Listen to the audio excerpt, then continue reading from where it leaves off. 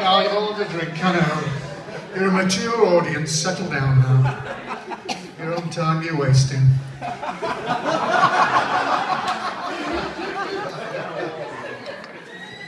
Dave asked me to come on and talk about the olden days, football in Sheffield, back in, oh, God knows when, because he thinks I'm really old. I probably am, because, you know, I used to teach Dave French. I'll rephrase that. Dave was in my French class. Excuse me, what? A long time ago. Anyway, I had this vision of me like an ancient uncle who corners you at Christmas and bores you to death with stories about how in 1946 it was 1 and 3 to go in, and he used to go on the bus with one of the players to the match, and they were paid less than steel workers, and 60,000 went every week, and so on. I'm not going to tell you that. No, I just did, didn't I? Oh, sorry. So I cogitated, and this is what came out. It's called Judas, Judas, Judas. Anyone who's been to football matches regularly will recognise that refrain. So here it is. Dave texts me up on me mobile, says, how about that gives this some thought? That could tell him some stories about olden days, about football and cricket and sport. I rings him straight back. I says, not so much cheap with the olden days, or they might get us smacking the gob. He says, well, how old are they then? And I tells him all quiet. He says, well, that best fella for the job. I remember that. I ranged it up and I knew we were right. So here is this poem I composed to tell you a story of shameful betrayal, of perfidious treachery exposed. When I were dead little, I must have been 6, we'd go down to the match all excited. We'd walk down together, me, my mum and my dad, to see my great heroes united. There was skinny Harold Brooke, who could turn on a tanner, and sly Jimmy Hagan with magical feet. And best centre half in all country, Joe Shaw, who lived down our street.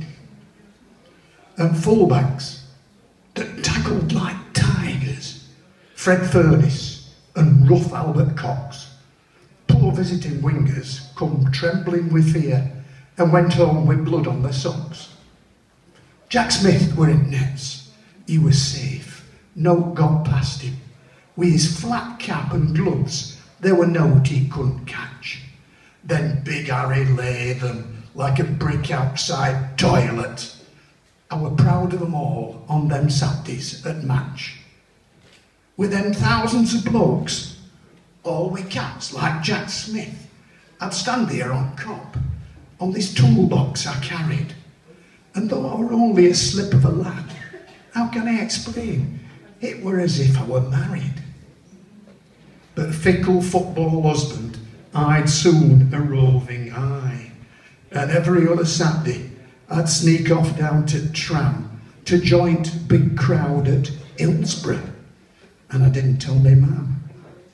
There, underdogs, a league below, were fighting relegation, but still such passion from great big crowd, a special new sensation. I'm standing there at pitch side. I can almost smell the sweat, the liniment, the dubbined boots, these things you don't forget. And glamour of them deep blue stripes, and white trimmed shorts and brill creamed hair. I suppose you'd say love at first sight. It were all downhill from there. My mum found out, as mothers do. She took me to one side. In life, you must be loyal, son. You can't love both. You're 10. Decide. So, born wedded to United, a mere stone's throw from Lane, But deep in love with Wednesday, predicament remained. Why couldn't I just love them both, and neither team would lose? You'll find out when you're older, son. Be brave, you have to choose. Come 1 September Saturday, D-Day at Bramall Lane, Blades versus Owls, no quarter given. Would I love them both the same?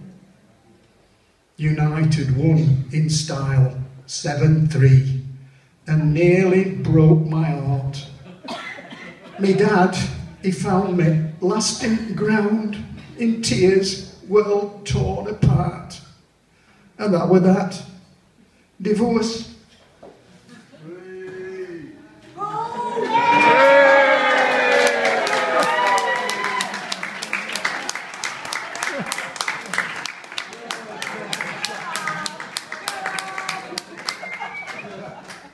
No arguments, no angry words, no harsh recriminations, no falling out or bragging rights, an amicable separation.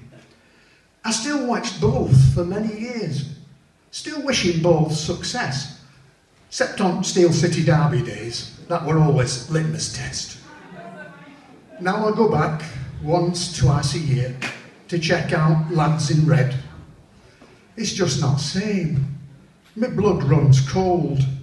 Old passion is long, long dead. Though in some deep, dark corner of my blue and white striped head, there's still a tiny remnant of a birthmark that were red. Next time I go down Bramall Lane, if 20,000 shout and point the finger at me, get that Judas out. Judas, Judas, Judas. I'll have only myself to blame. But my heart belongs to Wednesday. And any road, it's only a game.